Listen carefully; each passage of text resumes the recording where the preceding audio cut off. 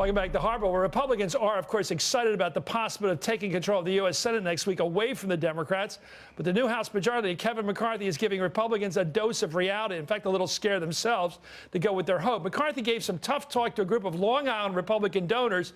I do know this, McCarthy said, if we don't capture the House stronger and the Senate and prove we could govern, there won't be a Republican president in 2016. Key line there, prove we could govern.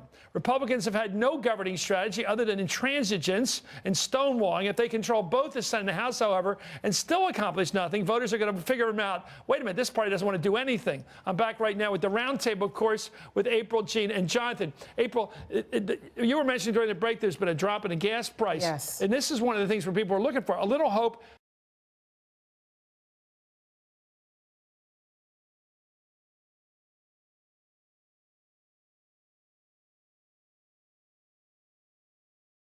Gas price drop means it's almost like a tax cut, more money to spend on other stuff. The administration is saying that we now are at a time where this country is producing more oil than relying on foreign oil.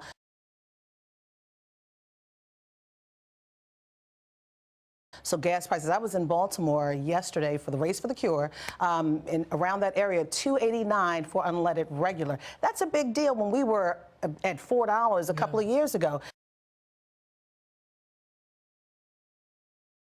So that's a very big deal. But, you know, it's interesting, though, in these times when the president's approval rating is down and the congressional approval rating is down, $2.89 gas is not making a big... Who's going to sell that? Who's going to celebrate that? I'm celebrating it in my pocketbook. You're the best spokesman in the world for the way things are. John, you're the energy expert here. Is that going to last? Yeah, it's going to last. It's going to last for a long time. Cheaper gas. Cheaper gas, and that's great. And the president's done a great job in positioning the country for that. With the Middle East going wacko, as it often does, how can that happen? I thought prices spike when there's nuts over there. Well, we're generating a lot of clean energy in this country. We're generating a lot of fracked gas. We have enough resources, enough energy resources here to power ourselves for many, many years to come. The funny thing about what McCarthy was talking about in repositioning is that he's actually trumpeting style, not substance. He's gone back to the same Republican agenda. The energy agenda that he proposed in the meeting you were referring to was simply more drilling on public lands and the building out of the Keystone Pipeline. That's not where Americans are today.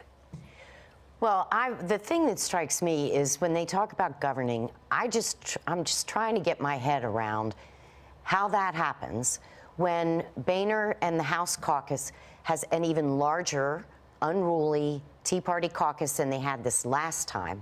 What kind of energy bill passes that chamber and then goes over to a Senate where even if they take control, they're going to need 60 to get past the Democrats? What are they voting for, the people who vote Republican next Tuesday? What do they want? What's their hope?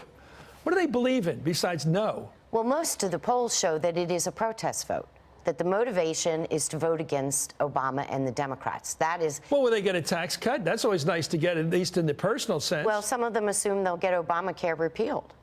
I mean, these are the kind of messages that are still out there. And they used to think Obama would be impeached if the Senate gets it. But I don't think we're in this mood as a nation now for that to happen. No, but I'll tell you one thing. I pointed out before that one of the big developments, if they get 51 seats next Tuesday, they get the subpoena power. They get the permanent investigating subcommittee headed right now by John McCain. He's the ranking member. It could also be headed by Rand Paul or Ron Johnson. But that means that any time the chair of that committee wants to do this, he can issue a subpoena. Doesn't need the Democrats to agree to it all. This is enormous power, and it does explain the Nixon impeachment effort, the Clinton impeachment effort. It explains the Iran-Contra hearings. If the other party has absolute control of the subpoena power in the Senate, look out. Now, they may be responsible about it, but that's one hell of a lot of power. The Republicans have the subpoena power in the House, and they... No, that has to be done bipartisan. Well, they had a very investigations committee, and they ran it was kind of silly witch hunt after witch hunt, and nothing. But Darrell Issa is not serious. No, Darrell Issa. But John McCain is.